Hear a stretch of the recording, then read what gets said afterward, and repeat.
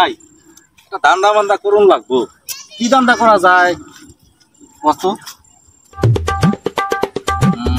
পাইছি, শরীফ ভাই আর বেলাল দুই ভাই না? ভাই আগের মধ্যে তো অনেক মিল, তাই না? এই যুগে ভাই ভাই এখনো একসাথে থাকে, অগের মধ্যে তো একটা প্যাচ লাগাই দিব।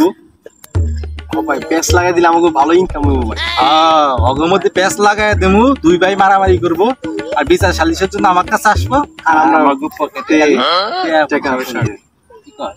লাগাই দেই। জলদি চলেন লাগাই দিতে হলে যাই। শরীফের ভাই আসতেছে না? ভাই কি অবস্থা ভাই? আর অবস্থা ভাই, তোমার না একটু টেনশনে আছি। কিরকম টেনশন? তা তুমি তো ভালো মানুষ মনে করছিলাম, তোমার তুমি তো লোক ভালো না। কেন ভাই এতদিন পরে কথা শুনলাম? তোমার ভাই বিচার দিয়ে গেল আজকে বড় ভাইয়ের কাছে। কিরকম বিচার? তুমি নাকি তোমার ভাইয়ের সম্পদ তুমি নাকি বেশি খাইতে চাও। তুমি ভাই বলবো, তোমার ভাই আমার কাছে এসে কইতেছে আমি বড় ভাই, একদিন ধরে আমি পড়ালেখা করাইছি, ওর পিছিয়ে কত টাকা পয়সা খরচ করাইছি, হ্যাঁ এখনো আমার কাছে অর্ধেক সম্পদ নাই। কে ভাই আমি বেশি সম্পদ পাই না, অথচ জোর করে বেশি খাইতেছে, এটা তো বিচার চাই গেছে। আমার ভাই তো কখনো আমার কাছে কথা বলে নাই আমার ভাই সম্পদ বেশি আমি খায়। নয় মিথ্যা কথা বলতেছি তোমার, এই যে ও তো ছিল, একটা জিজ্ঞেস করো। আজকে বিকেলে সে বিচার দিয়ে গেছে, তুমি হলো বাড়ির সম্পদ চকের সম্পদ সব খাও, মাঝখানে বেড়া দিব। না না না, আমার ভাই এরকম লোক হইতে পারে না। শোনো তোমার ভাই আরো যে সব কথা কইছে ওগুলা পাওয়া যায় না, তোমার ভাই তো ঠিক আছে, তুমি তোমার ভাইরে অন্ধর মতো বিশ্বাস করলে গেব, তোমার ভাই তোমার অত ভালোবাসে না। তুমি বিশ্বাস না হইলে তোমার ভাইয়ের কাছে জিজ্ঞেস করো, তোমার ভাই এগুলো কইছে নাকি, যাও। ঠিক আছে, আমার আজকে যে আমার ভাইয়ের কাছে আমি জিজ্ঞেস করবো। হ্যাঁ যাও। ঠিক আছে। দুই ঘরের মধ্যে যে বেজাল লাগাই দিছি রে, এখন দুই ভাই যে মাথা ফাটাফাটি করবো। ঠিক বলছেন ভাই, না দুই ভাই ঝগড়া করবো আর আমরা বিচার ডাক দিবে, আমাদের ইনকামটা অনেক ভালো হবে, টাকাটা পকেটে পড়বো। হ্যাঁ ঠিকই কইছ, মাথায় তো বুদ্ধি হয়েছে রে। আসসালামু আলাইকুম রাজা ভাই, ভালো আছেন? 7 দিন ধরে তো ভাই আপনার কইতাছি আমার ওয়ালটা ফাইটা যাইতাছে, যে প্লাস্টারটা খুলে দেন, তাও তো আপনি আসতেছেন না ভাই। আর এমনি দেরি করলে কি আর হয় কোন? কবে আসবেন? কালকে আসতে পারবেন না? আচ্ছা তাহলে পরশু দিনকে আসেন, আমি তো মালামাল সব কিনে রেডি রাখছি। ঠিক আছে ভাই ভাই, কি আছে দাদা? কি খবর? আপনার সাথে আমার কথা আছে। অবশ্যই আয়, বাসায় আয়।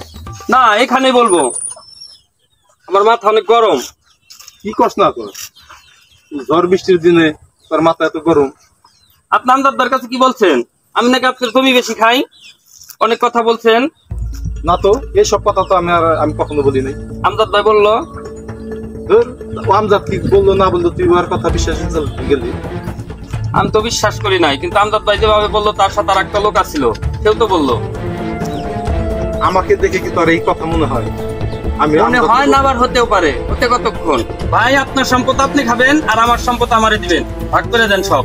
এইসব কি কস না কস, বাপ মরার পরের থেকে ছোট কাল থেকে তোর তোলার মতো আমি স্নেহ লালন পালন কইরা মানুষ করছি, আর তুই এখনই আমার সামনে এত বড় বড় কথা বলিস? আমি তো বলি নাই, আমদাদ ভাই তো বললো সব। তুই আমার কথা বিশ্বাসে যাস না, অথচ কোথাকার কোন আমজাদ তার কথা তুই বিশ্বাসে যাস? অত শত বুঝি না, আমার সম্পদ আমি ভাগ করে নেবো।